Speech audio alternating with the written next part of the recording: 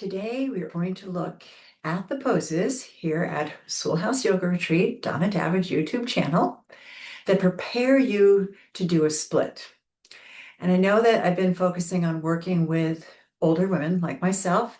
However, a lot of these things apply to everyone because, again, I work with young people when I'm in New York City and sometimes at my retreat. And I find a lot, and particularly men, but not just men, feel that their hips are not that good and they're tight. So even if you never get to do a split Hanumanasana, there are ways to stretch that part of your body that could lead you there. And let me just precede this by saying I am not an inherently flexible person. When I was in high school, I pulled my hamstring, boom, going down into a split as a cheerleader. So I would say that I was athletic. I was never a Gumby. I was never flexible. So when I got into yoga many decades ago, flexibility in my hips is something that I built up. So it is possible, safe openness in the hips.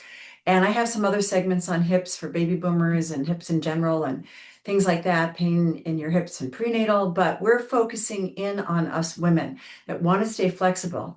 So if your hips are not an issue, you can work with this. If you've had hip replacement, I'll refer to that clip that I did on hip replacement and then see what your hips can do.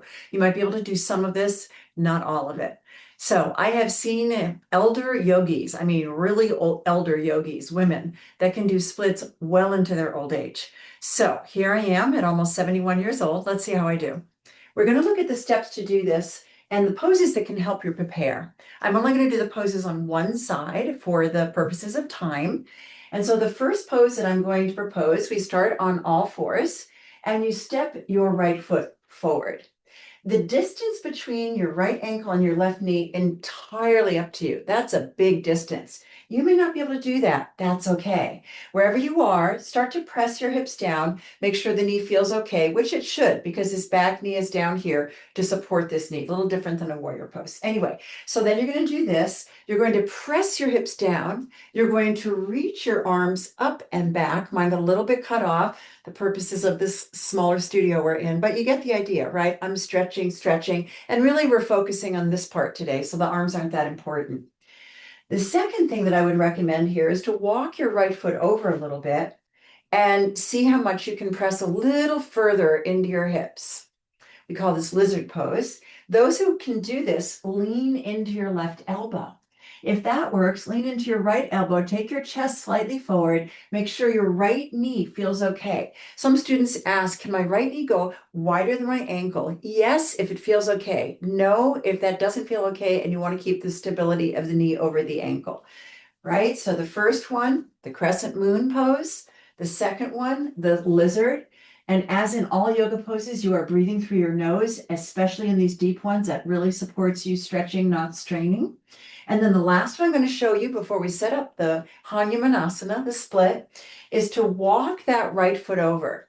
Now, if you are not that flexible in your hips, take the foot back towards the crease of this hip and start to get ready to come forward. If your hips are more flexible, then your body will be able to take that foot forward a little bit more without impinging on this knee.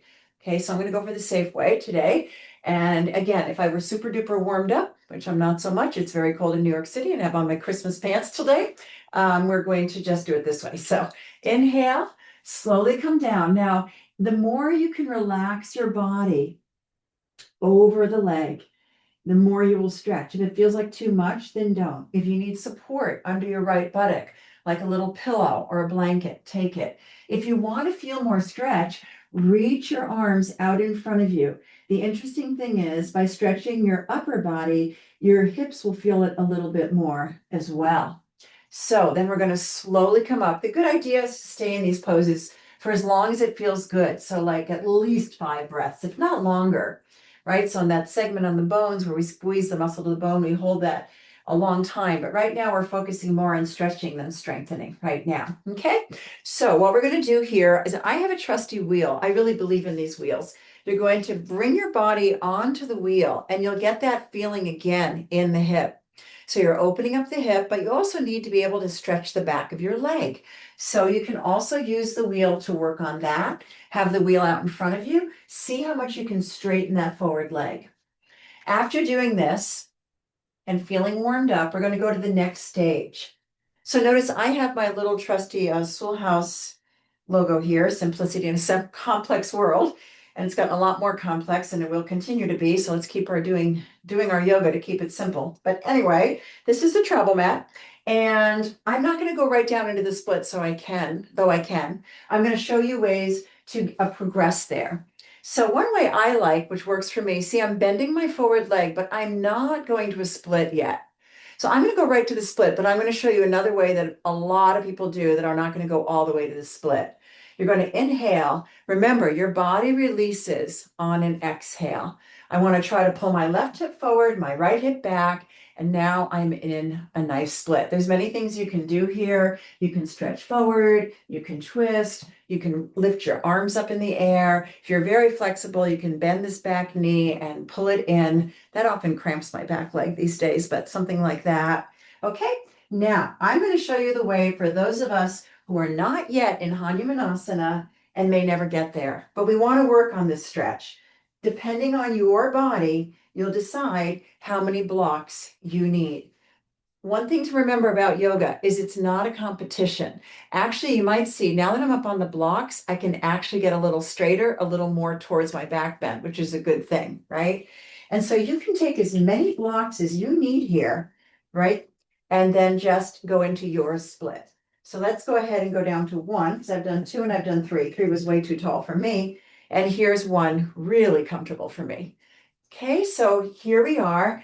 And as I was thinking about doing this clip today, it is December right now, 2025. Again, I got my little Christmas leggings on. I was thinking about the reindeers just, going out and then flinging their legs out. But in yoga, this is meant to be a little monkey flinging the leg out.